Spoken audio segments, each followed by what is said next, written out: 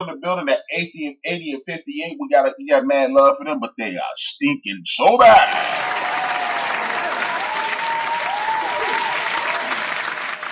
Now, as I move up to Oakland Athletics, as I told you, I'm rooting for them because I don't want to see Tampa make the playoffs. No offense to the people in Tampa, they just y'all don't come to the games, and it's kind of part of the playoff atmosphere that people are there cheering. 78 and 58. Big ups to Moneyball and the Oakland Athletics.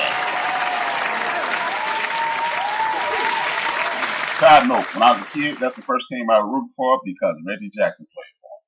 Washington Nationals, 77-58. They coming out of nowhere. Maybe Bryce Harper was an albatross after all, but they're in the building. Big ups to them. 77-58. They're holding it down. Big ups to the Nationals. Everybody thought they were going to go to the tank, and they didn't. We're talking about the Atlanta Braves. They're going to start calling them the Hot Atlanta Braves. They maintain their 5th place ranking at 84 and 54. The Braves holding it down on the fin, as we say in Chicago. Big ups to them.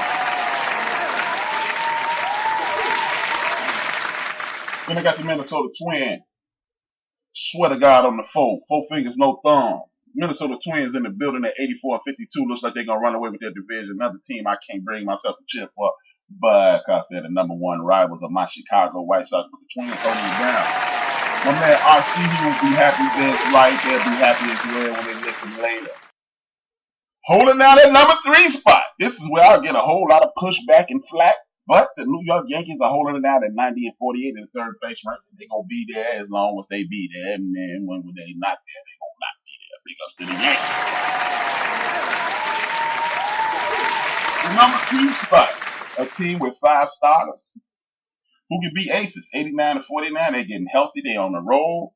They're killing the game. Jose Altuve is not quite valuable as he used to be, but hey, he holding it down.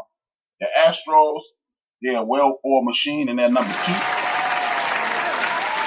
Which that means when I go back to the chat room and looking at my list on my iPad, Low Key and D Greatest will be holding it down for those Los Angelinos. The Dodgers are in the building. Holding down the number 1 slot. Let me go back to the chat room. Yeah, I knew he was belly aching. Sucks to be you, Chief. Sorry, Charlie. Sucks to be you, pal. I knew low key. Who cares about your list, Chief? You're a homer, buddy. Man, over the weekend, I got Miss Unique, a 1-4 chiller. She from 14th place here in Chicago. She holding it down.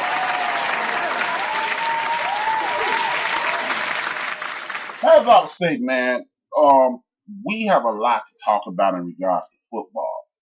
Before I even get into football, let me get this damn Supreme Court going. I usually wait till the middle of the show going, but this is going to be an interesting list. The list this week for the Supreme Court, it didn't really take a lot of time to put it together because there's not a lot of people that's doing this. It's the best centers I should have said in the new NBA, and I was going to say the new NBA, but these are the best centers who offered offensive prowess. That means one William Felton Russell is not on this list, so don't look for him. Oh, he won these championships. This has nothing to do with championship. This is about G-A-M-E. G-A-M-E. It's time for the Supreme Court. And if you don't know what the Supreme Court is, 1, 2, 3, 4, 5, 6, 7, 8, 9. The top people at any given job in the sports world. This week we are doing centers.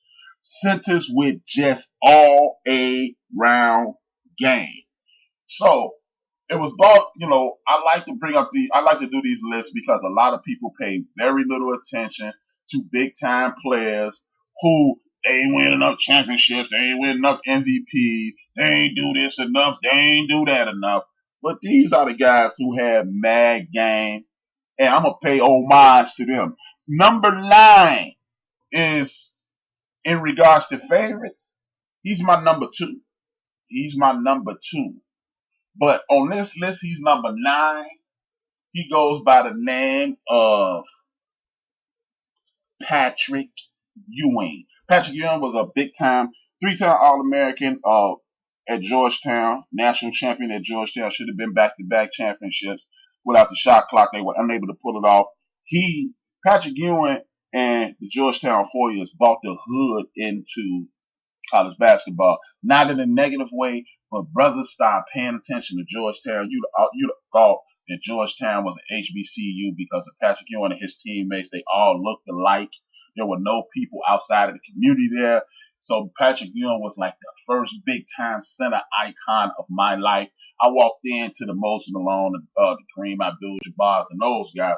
But Patrick Ewing was the first guy. So big ups to Patrick Ewing. He's number 9. He can kill you on the inside. He keep blocking shots. He rebounded.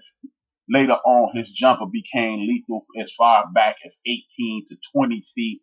Big ups to Patrick Ewing, one of my favorite players, but he's number 9 on my list.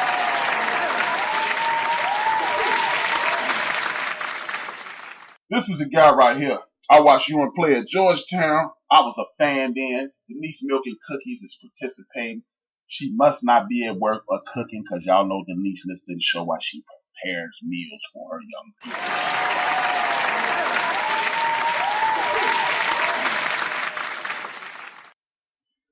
Then, the next up is a guy by the name, they used to talk about how big his feet are, but this is a guy who basically dispels that nonsense of the guys back in the day couldn't play now.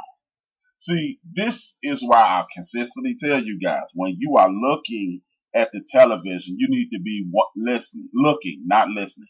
Listening to the TV will lead you astray every time. They tell you that these guys couldn't shoot back in the day. You eating ribs? My girl Denise eating ribs. She ain't get a boy none, so I don't know what's up with that. Now, with that being said, they tell you that they feed these propaganda. We've never seen this before. We've never seen this before. These guys are way better. And then you got people like my main man Jalen Rose who be supporting that foolishness. But y'all know how I feel. On ESPN, there's a narrative to be spread. There's a story that they want to disseminate to you. So a lot of people are not expressing their own opinions. I personally believe that these guys are just pulling your leg. This guy, Bob Lanier, could do it all. Off the dribble. Beating you. In the post. Killing you. He dunking on your head. He had in the 70s. This dude was in the 70s. And he hitting 16, 18-foot jump shots. He was big. He was agile. He was athletic. And he would kill just about anybody in the league today. He played for the horrible Pistons, had very little help. He had the help of Dave Bing, also a Hall of Famer. But by the time Dave Bing was on the way out the door, and they sent him to Milwaukee to total obscurity. It was a bad situation for Bob, but Bob Lanier is number 9. Big ups to big time Bob Lanier. He's in the building.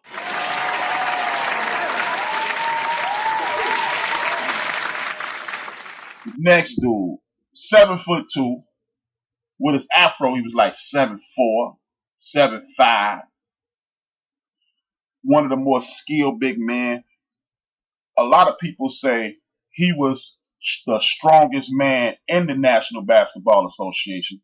I wasn't there to witness it, but he used to give my number 1 guy, in regards to favorites, fits when he came to Chicago. He finished his career back in Chicago, played a little bit with the Celtics, played the bulk of his career with the San Antonio Spurs. He was an all-star in the NBA, all-star in the ABA, and if he's not already, I didn't look him up, but if he's not already, he should be I think he just made it to the Basketball Hall of Fame. This long old dude, they used to call him man the A-Train because he used to straight run through guys. People think Shaq is the only big, strong, agile guy. When you talk about people like the A-Train was an unstoppable force in the National Basketball Association. Number 7 is the A-Train Artist Hill.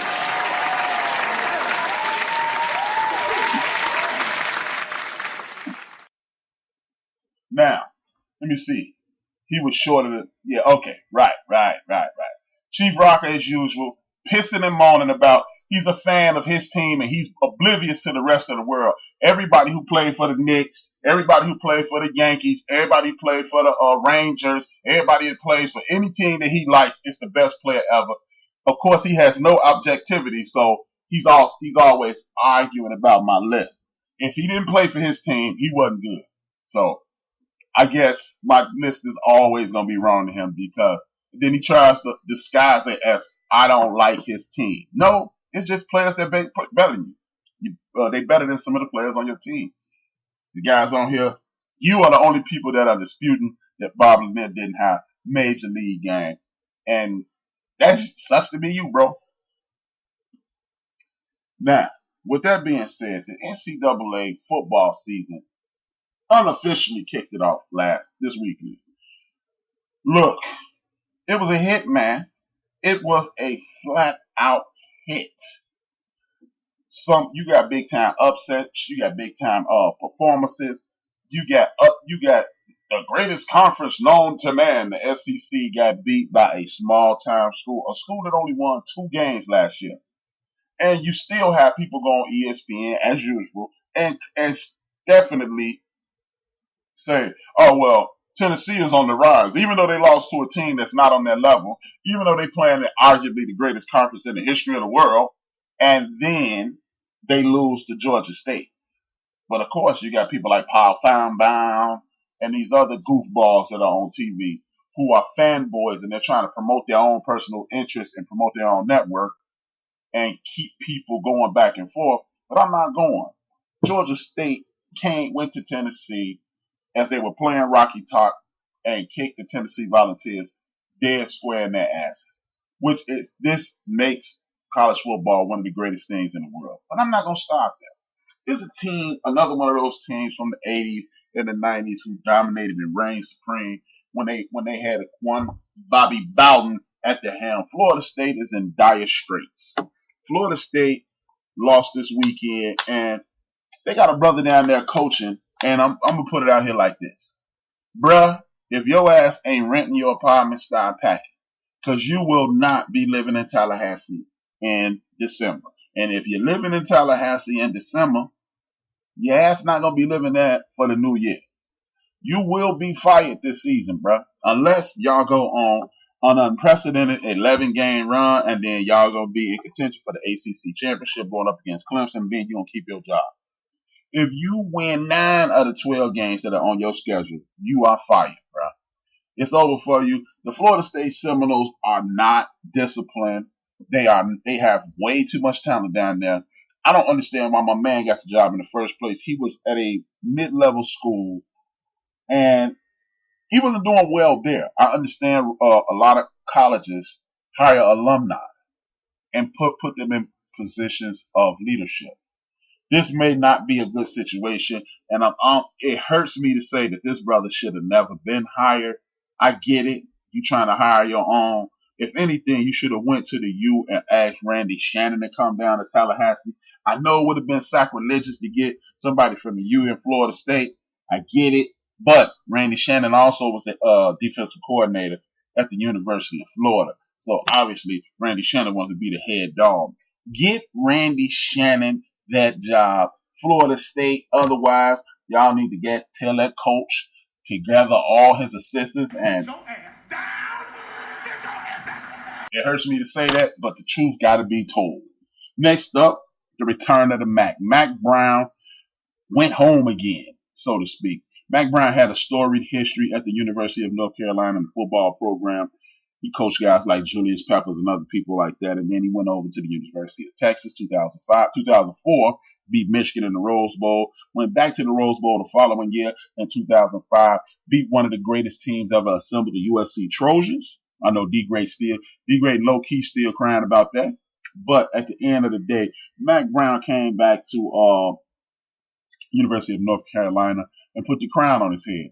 Me personally, I don't think Mac Brown should have been fired from the University of Texas. A lot of people just say he was past his time. I don't think, everybody go through these ebbs and flows. Everyone goes through them. Everybody doesn't have the opportunity to bounce back. I think Mac Brown got a raw deal. And then Charlie Strong, the only man in all of sports who looks like his name should be what it is. Look him up if you don't believe me. Charlie Strong looked like a man. If he walked up to you and said, my name Charlie Strong, you'd be like, damn,